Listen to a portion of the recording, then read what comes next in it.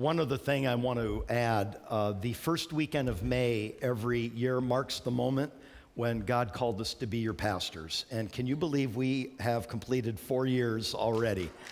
And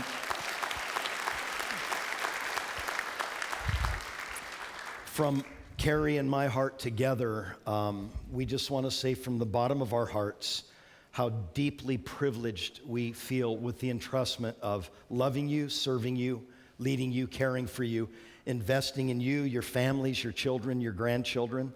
While God called us here in May of 11 and it was confirmed with a vote, we didn't actually start our ministry till September because we wrapped up things where we were to make this transition. But man, does time fly.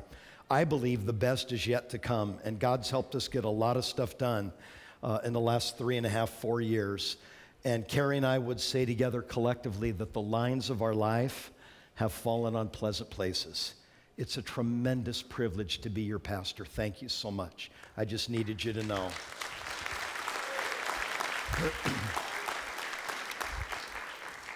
When you came in this morning, you may have received some hard copy notes, or you can download them off YouVersion.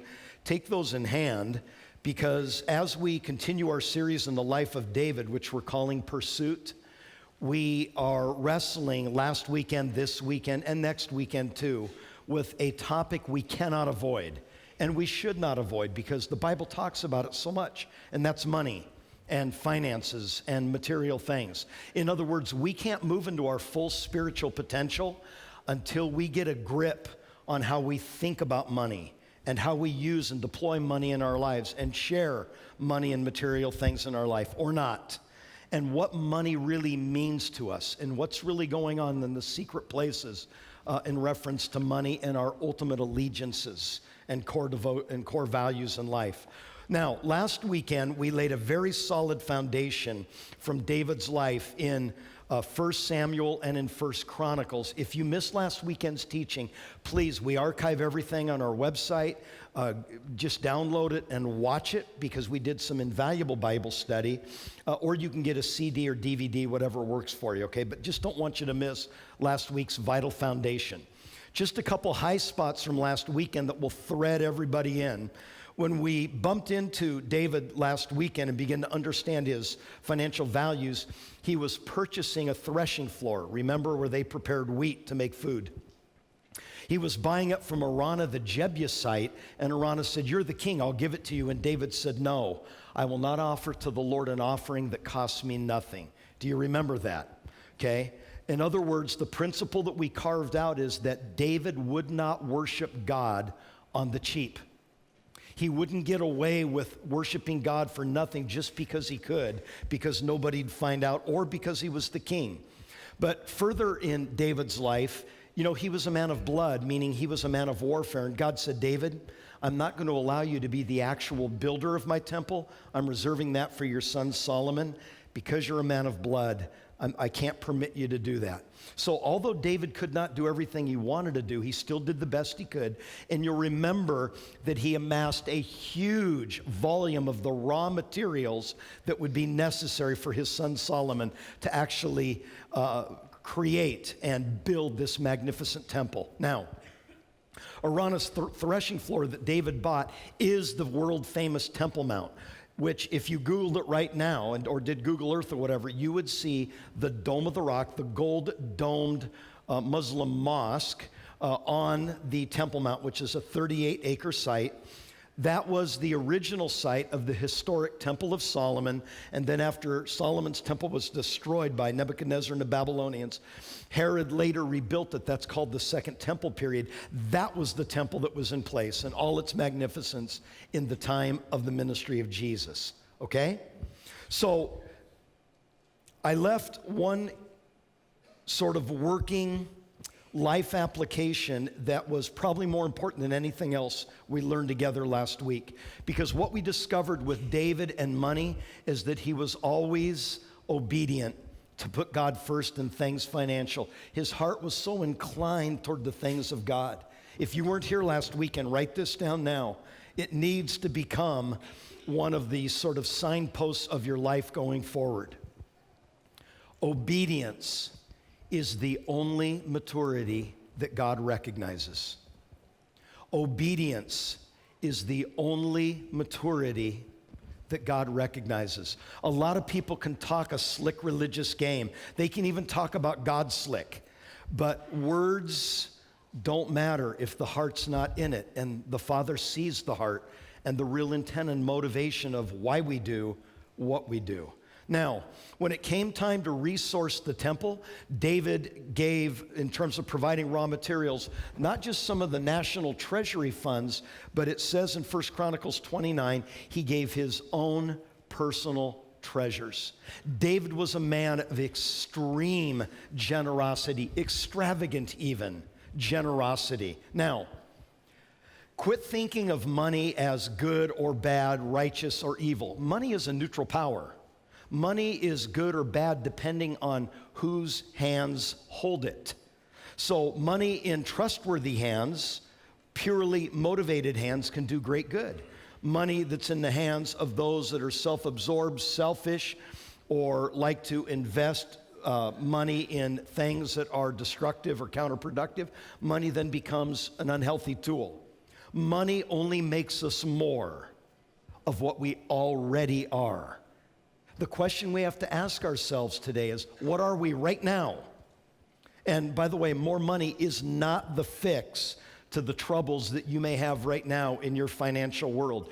Just decide, understand, or make the courageous adjustments to determine who you are internally right now in your heart of hearts. David taught us God's ownership. David taught us that every financial decision is a spiritual decision. David teaches us that God is the source. David teaches us that we only give God what is already his. And we discovered that David was wealthy because he was generous. I want to encourage you and really challenge you by the statement that if God is not Lord of our money and material things, he's not Lord of our life. I can demonstrate that in multiple places throughout the Bible, Old Testament and New. And so I'm asking all of us to transfer ownership of our life and everything that we think that we possess in our life right now while we can, and not require death to release our grip from material things. Let go now willingly while we can. God is our source. He's our provider. He's our owner, and he makes a far healthier owner than we do. Now, let's turn our attention this week as we continue talking about David and money. Check out with me, would you please, Luke 16. Look at it there. Luke chapter 16. These are the words of Jesus. We're going to begin at verse number 10, and I read, and we're only going to verse 13, by the way. Jesus said, "Whoever can be trusted with very little can also be trusted with much. Whoever's dishonest with little will be dishonest with much." What is the factor there? The trust factor. Are you a person that can be trusted with much because you have a proven character demonstrated over time? Notice verse 11. If you've not been trustworthy in handling worldly wealth, why would you be trusted with handling heavenly wealth or true riches? See, some of us want more, but God says, I'm not going to give you more until I can trust you. Remember this. The love of God is unconditional, right? We would probably agree to that. The trust of God is not unconditional. It is conditional. And it's predicated upon the fact that we have a trustworthy character that we've demonstrated over time. God loves us too much to give us something that will destroy us because we are too spiritually immature to deal with the blessing. Does that make sense? I mean, you don't put an 8-year-old in a Ferrari and say, here, kid, here are the keys. Go have yourself a fun time. Go to the mall, knock yourself out. Yeah, they'll knock themselves out and several hundred other cars on Highway 4, right? They can even get it out of the driveway. Look at the rest of the passage, verse 12. And if you have not been trustworthy with someone else's property, who will give you property of your own? And then finally, verse 13. No servant can serve, circle the word serve, two masters. Either he'll hate the one and love the other, or be devoted to the one and despise the other. You cannot serve both God and money. In other words, as human beings, we have limitations. We can't simultaneously pledge our ultimate allegiance to two entities fully and completely at exactly the same time. Illustration, guys in the house. If you're married, how's your wife gonna take it if you say, you know what, honey, I just thought our home would be more complete if I went and got me another wife. You cool with that? So now there'd be two of you. And then after a while, let me get a third wife, and then a fourth. Okay, here's the deal. You show me in the Bible one example where having more than one spouse was a happy example. They're plotting and scheming and manipulating and sneaking into each other's tent after dark and all kinds of shenanigan, right? That's why God says, trust me, you're my kids, I know what's best. Each one of you have a single husband and a single wife, the end. You're gonna have your hands full with that. See, there would be tremendous resentment because our loyalties are divided among multiple spouses. And that's how it is with anything in life. So our central vocation in life, in some sense, as we become fully devoted Christ followers, is that we are Christ followers. That is our vocation. Our avocation is our jobs, what we do to make money and pay the bills. But our central proposition in life, the main event, is becoming a fully devoted Christ follower. And we've got to factor in these insights about money. Now, if you want the blessing of God in your life, remember that you won't invite the blessing of God in your life until you obey your way to inviting the blessing of God in your life. In other words, to receive the promises of God, we have to obey the principles of God. Some of you struggle in a place of want, maybe, or fear even over your current financial world. Maybe you feel like your financial house is upside down.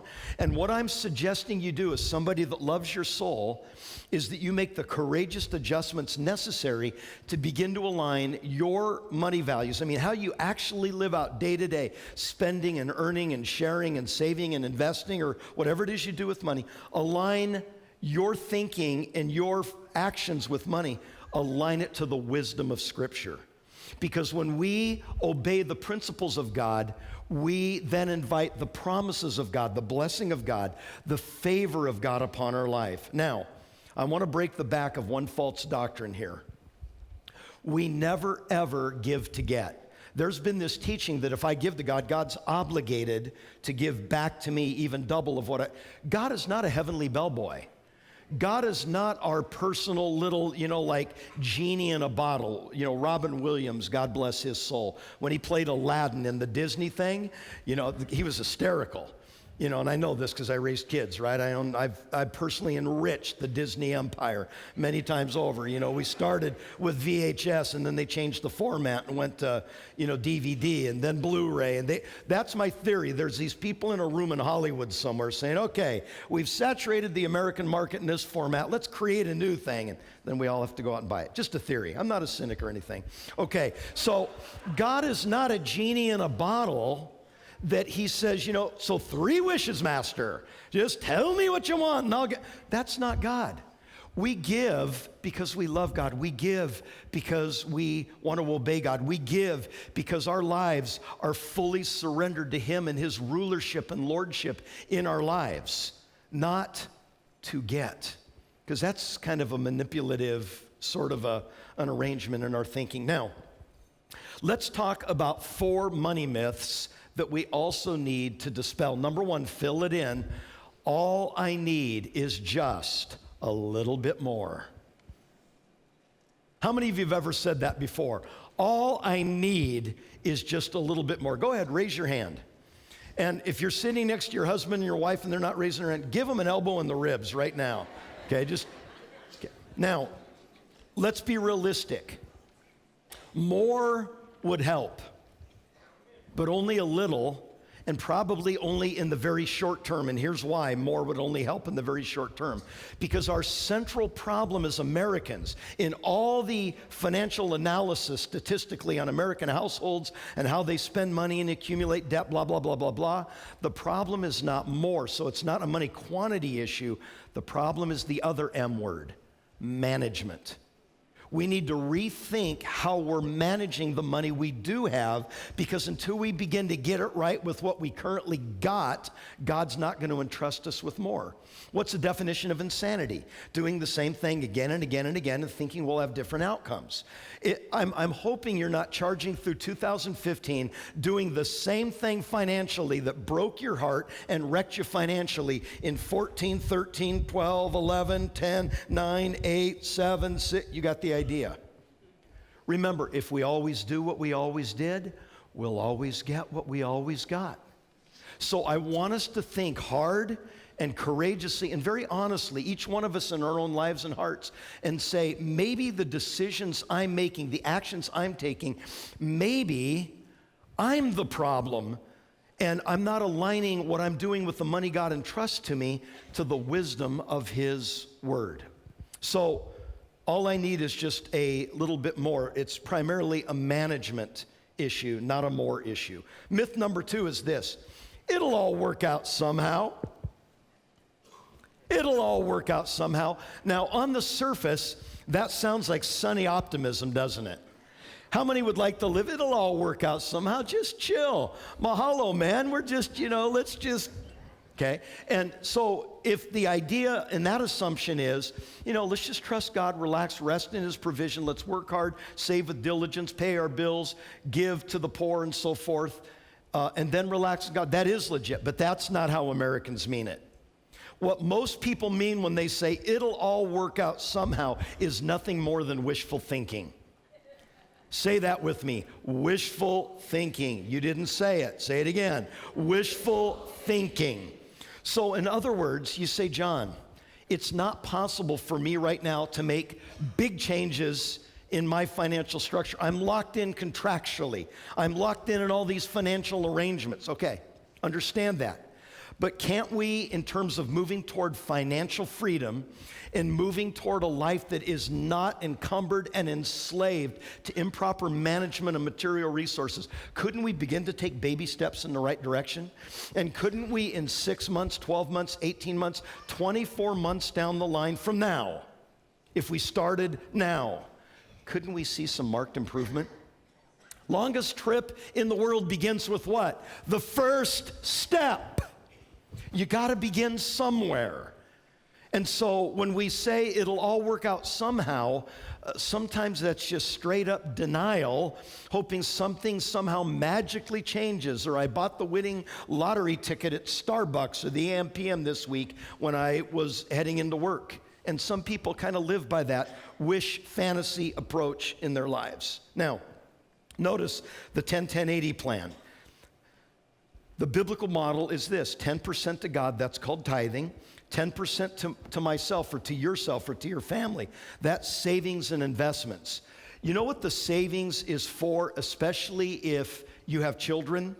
For the unanticipated expense, medically or otherwise, that shows up. Some people live so tight financially that if they had an unanticipated expense, it would set them back seriously. And they've got to decide that month, okay, pay this bill or eat tomato soup for the next 6 weeks. What's it going to be? Okay. The other application I want to throw out there is this. It would remind those of us that seem to do very well financially to be aware of those of us in the household of faith, in other words, in our family here, that are struggling, and without announcing it or without starting a whole new ministry to make it a big deal, just give secretly and anonymously to people that you know are legitimately in need. See, when we serve each other that way, that is a very beautiful thing in God's sight, okay? So that's the second one, the giving to myself. And then notice, live on 80%. You say, John, I can't possibly do that. We're not living on 110% right now. That's why our credit line on all 5 of our credit cards have, saturated the limits. I just keep buying new credit cards with new, limits, okay? We're all smart enough to know that that is a vicious cycle, and the end game on that is really an unhappy end game. Number 3, there's a myth that says death is no big deal. Wrong. Death is a very big deal. debt is a very big deal. Have you noticed how we've attached scriptures to each one of these myths? In the interest of time, I'm not going through them, but notice the Proverbs passage there in chapter 22. When we say debt is no big deal, do you know what the Bible says? The Bible says the borrower is slave to the lender. Now, that is an understanding that was crystal clear, watch this, in American culture for pre-Depression era and Depression era Americans. So in other words, anybody in the house right now over 70 years old, maybe even 60, 65, you absolutely have a completely different philosophical set of assumptions about debt versus somebody that's 18 or 22 years old today. Because things have radically changed in American culture over the last 30 to 40 years in terms of personal wealth among the American populace. So debt is a big deal. Now, manageable debt that is serviceable with a deadline where the debt is fully repaid, that's something else that I'm not referencing. I'm talking about unpayable debt that we borrowed and had no tangible plan how to ever repay, and in fact never do repay. I want to say this gently, but I'm a bad pastor if I don't say this. Borrowing and not paying back is stealing. And filing chapter 13 or chapter 11, chapter 7, whatever all the kind of fallback positions are, and I don't say this with guilt. I say it with loving honesty and with grace. At the end of the day, somebody's got to float the boat. At the end of the day, somebody's eating that unpaid debt. And in your mind, you might say, they got enough money. That's not fair to think. You don't know their life, and that wasn't the point in the first place when you signed the document or made the agreement. You made the agreement saying, on these terms, I will pay it back. How did we get into debt? Well, let's look at 4 ways very quickly. Notice, number 1, instant gratification. Do you see that? Look at Luke 12. The Bible says in Luke 12, in that passage I've included, watch out, be on your guard against greed, for a person's life doesn't consist of their possessions. The second way is self-destructive behavior. That's how we incur debt. And there's all kinds of addictive life-controlling issues that can bring about the bondage of unpayable debt. Proverbs 23 says, drunkards and gluttons will become poor and will clothe them in rags. Here's another one, spending more than we've got. Psalm 37:21 says, the wicked borrow and do not repay. And then the fourth one is being unprepared for financial storms. Again, all these scriptures I'm sharing with you, check them out in your own devotional time in the week ahead, okay? But notice Proverbs 27, the wise see danger and take refuge, the foolish just keep on going and suffer greatly. See, it's wisdom to have some set aside for the unanticipated, unexpected financial storm. Notice Proverbs 21, the wise save, but the fool devours all that he has.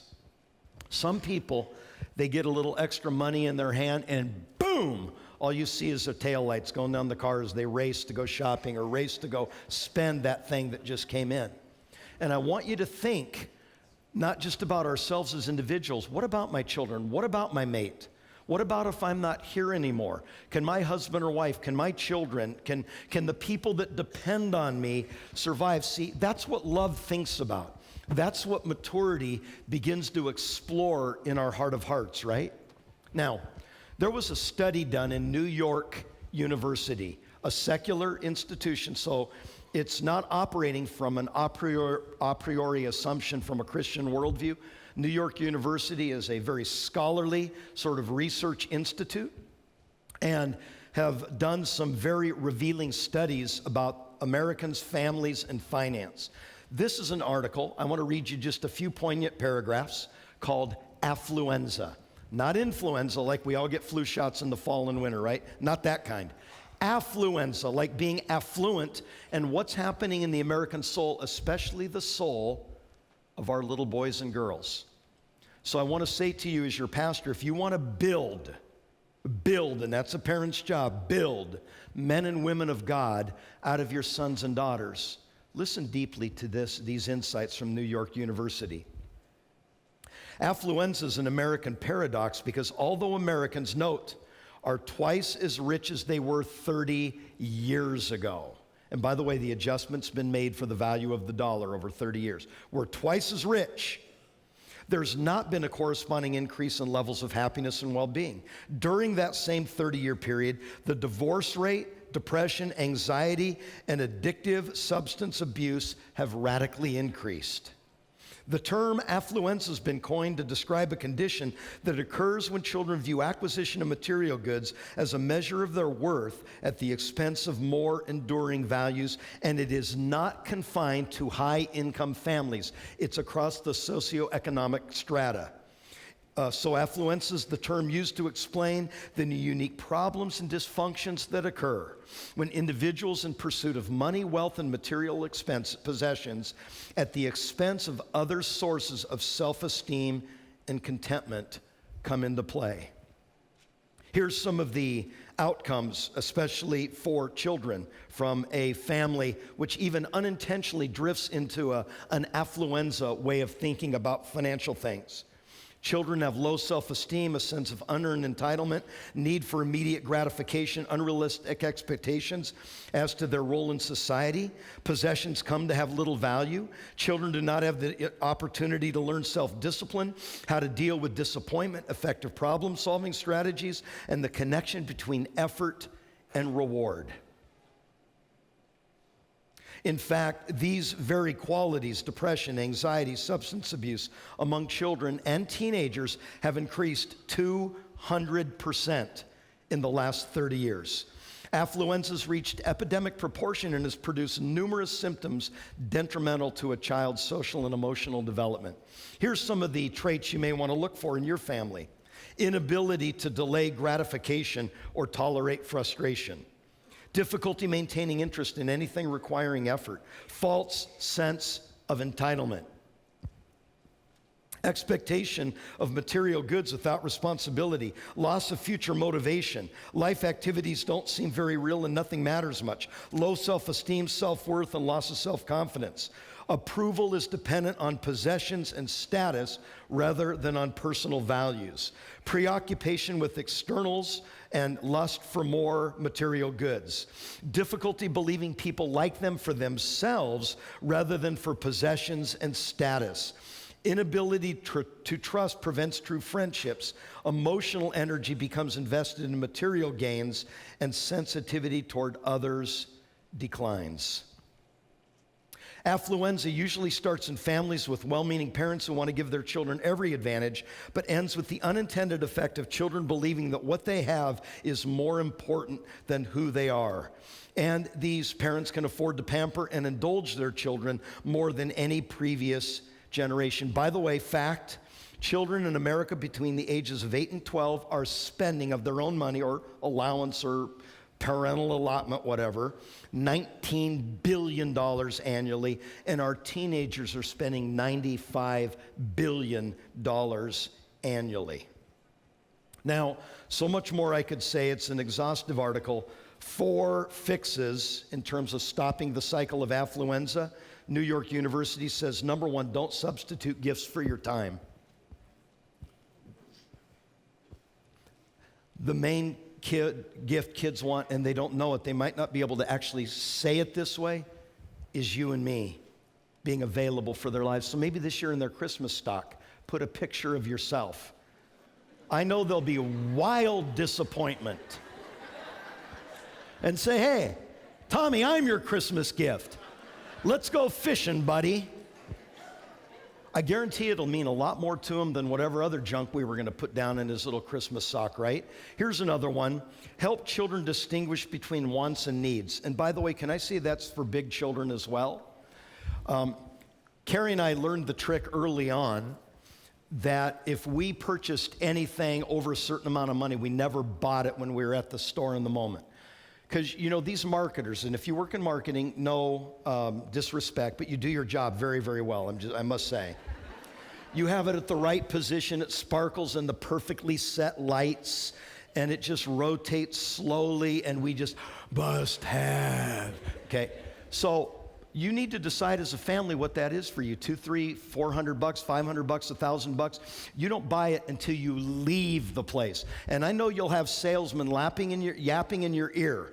Okay, pull a Frank Gore, even though I'm ticked he's not a 49er anymore, and straight arm him away in love, and get out and go home and talk to each other and talk to God. For a few days at least, for a week. If it's a big purchase, pray about it for a month. We're to the point in our marriage we'll pray about stuff for several months, because here's what happens. The urge to buy dissipates. It just bleeds out your pores. The obsession to must have, where we've convinced ourselves it is a need, not a want, and we were delusional in the moment. I'm not saying you. I'm saying big fat sinners like John and Carrie, right? Okay. When we get out of the lights and out of the sizzle and out of the moment, and we can talk about it, really think about it, pray about it, wait on God about it, while we go about our normal work for a few days or a few weeks, it absolutely levels the playing field. 95% of the time, which I know will make you marketers wildly unhappy, we end up not buying because we determined that it's a want. I'm not even saying as a want it's a bad thing, it's just we can't afford it and we're not going into debt to get it. We determine it as a want, not a need. Teach that value to your children. Here's another one. Teach the connection between effort and reward. Kids don't get money just for waking up in the morning and breathing. They don't get money for, if you want to do this, this is your deal, right? You're the architect of your child's soul. If you want to pay them for taking out the trash, just go ahead. You're going to be poor and they're going to be enriched because there's a lot of trash. But I'm simply saying, wouldn't it be better that we taught our sons and daughters, that taking out the trash thing, that making the bed thing, that washing your own clothes thing, that mowing the lawn thing, that vacuuming the house thing, that carrying this or that's part of being a responsible human being as part of this family. Your privilege is to live in our home. Number 4, let them make their own mistakes. Please don't intercept consequences. So if your kid shoplifts, let him spend the night in jail. You may be weeping on the other side of the bars, but let them feel the full consequence of their wrongdoing. Because if you empower them to disobey the law, break the law, live in a way that's wrong in the sight of man and God at 8, at 16, they'll be doing it at 36 and 56, I promise you. This came to home, settle at home for the Greggs. Carrie and I have 4 children and a strong work ethic and all these things that we share. We tried our best. I don't know if we succeeded. We certainly tried hard in all of our children to do that. They seem to be doing very well as young adults. One of my sons, we had hired at the church to be a part-time custodian. And this kid has a great work ethic, but he's a very forgetful person. Okay, he'd go to school 5 days a week without his head, if his head wasn't attached to his body by his neck. It's just the kind of kid he is, right? You guys have some of those kids? I can't be the only one. Okay, 2 of you. That makes me feel good. 3 headless kids walking around Contra Costa County.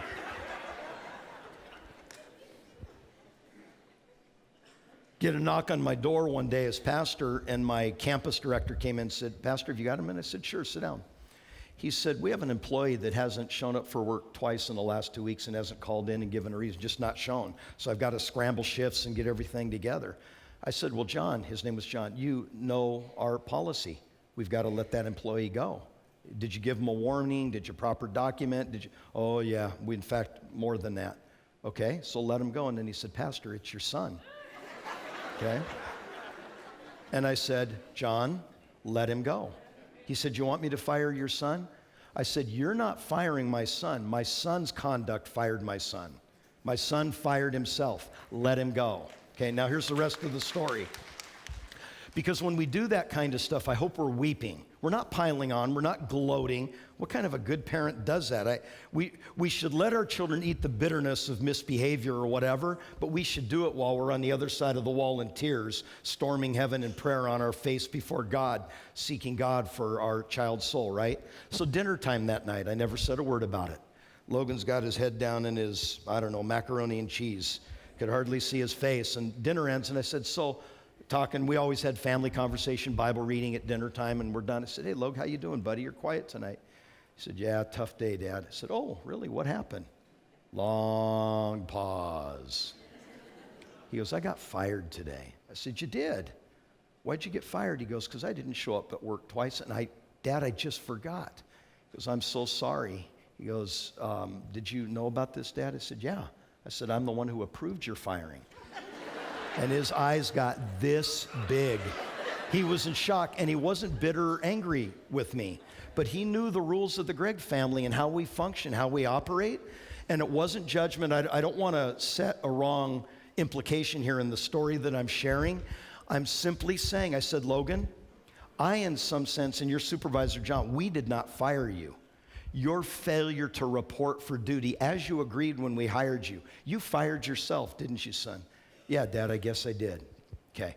So fast forward in 3 weeks, Carrie and I are marrying that son off to a godly young woman named Randy, who is a CPA. She's got an MBA in business, fabulous young woman. And Logan has a monster work ethic, and he always shows up to work on time. Okay, so if I'd have intercepted that consequence and let him get away with that and said, hey, John, you know what? My son, he's only 15, cut him some slack. First of all, I've set a bad precedent in motion showing favoritism to my kid just because I can. But I've also hurt my son because I've shown him you can live irresponsibly and have your cake and eat it too. And that's not how life works, right? Okay, we got to hustle. Now, some of you are worried because you're saying, my gosh, we got 6 more major points to do. We're only doing 1. Come back next week and we'll do the other 5, okay? I'm kind of baiting you back next week, okay? Write down number 1, tithing. We're talking about 6 biblical principles of God's economic stimulus plan for his followers, and the first is tithing. Now, as you fill in number 1, and bring these back next week, okay? And we'll give you the rest of them. Let me just whip through this very quickly. You don't have Leviticus 27. Just write down Leviticus 27, because Leviticus 27 is one of the many, many places in the Bible where it teaches that tithe, that first 10% that we worship God with, belongs fully to the Lord. Now, some of you are looking at me, and I know what you're thinking because you're smart. You're thinking, John, gross or net? My question to you, I'm answering a question with a question, and I mean this in the best sense of the word. Do you want a gross blessing or a net blessing? I'm just simply saying, if the God that spoke the heavens and the earth and the universe into existence, and the waters and the mountains and all the animals and all the things of this magnificent wonder called, do you think that he can't care for all of our needs according to his riches and glory? At its core, it's a trust problem when we don't worship God with the tithe. Leviticus 27 puts it this way: a tithe of everything belongs to the Lord, for it is holy unto the Lord. That's Leviticus 27. Check it out this week in devotions. Now go to Malachi 3. Some people pronounce that Malachi, probably people of Italian ancestry. And it's Malachi. He was one of God's prophets. In chapter 3, we're not going to read the whole thing, just 2 observations. Notice how it begins. Will a man rob God? Yet you rob me. How do we rob you? In tithes and offerings. In other words, God is saying through his prophet that, now God is saying, I'm not saying, God is saying, not a denomination or some kind of a religious weirdo. God is saying, when you don't worship me with the tithe, I look at that as robbery. Go down and look at these. Somebody needs to get that. The pizza keeps showing up every Sunday morning at 10 o'clock.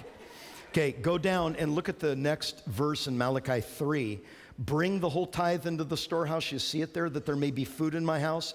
Test me in this, says God, and see if I won't throw out so much blessing, pour out so much blessing that you'll have not have room enough for it. Now look at your pastor. I said earlier, we do not give to get, okay? We give because we love God. We give because we want to obey God, right? However, it does seem to be implied that when we worship God with giving because we trust him, it is the trigger mechanism or a trigger mechanism for him to release his provision abundantly in our lives. Not my saying it. Search the scriptures, Malachi 3. There was a sweet old man in my church once upon a time, and he said, Pastor, whenever you teach on this, share this thought that's changed my life. And it goes this way. He said, Pastor, I've learned that I must give God his tithe according to my income, or that God would give me an income according to my tithe. Pick the size of your income, thus pick the size of your tithe. Will we flow with generosity? Will we flow with stinginess? What's in our hearts these days? Look at the last page in our notes. Do you see it there? These are the 7 reasons why I worship God with giving. They're unique to me. I'm not saying they're unique, but I mean they're personal to me. You may have some reasons yourself. I hope you'll take a moment in devotions this next week or two to write down the reasons that you worship with giving, or even start a column of why you currently are not giving or giving all that you think you would like to or should, right? And begin to be courageous and say, God, these are the reasons why. Here's the fear, and here's the trust issue, and here's the, God, I'm in trouble financially and don't have the resources to do so. Take that to your Father in heaven. There's not going to be guilt. There will be grace when you approach him that way. Look at him. This is what's happened in my life, and it's taken God 35 long years to get through this knothead, right? Number one, I just like how I feel about myself when I give. Not just money, everything. It feels good to give and love and serve. Number two, because the one I've surrendered my life to instructs me to be a giver. Thirdly, I made a covenant with God and with you, my church family, to be a faithful tither. 4, in order to position myself and my family for God's blessing, provision, and protection. 5, I deeply believe in the biblical mission of this church. 6, I want to be an example to my children and nurture a godly heritage. And 7, it's extremely important to me to be able to look forward to the final affirmation from Jesus. Well done, good and faithful servant. What are your reasons for giving? Would you stand to your feet with me, please? If you need a job today, or if you need a job that earns more money, or if you're in a place of financial difficulty, unexpected expenses, medical bills, whatever, they really have you throttled with fear, and you need God to show up with provision. Raise your hand for all those reasons. All over the house, raise them high, hold them up. I want to pray for you right now. Father, all over the house, men and women have need of you financially. Some of them need jobs. Some of them need supernatural financial provision to pay the bills that have unexpectedly and really in a way that scared them shown up in their lives. I pray, God, that you provide from your divine supply, and may you move this church family with deep compassion and generosity that we can share with and serve one another.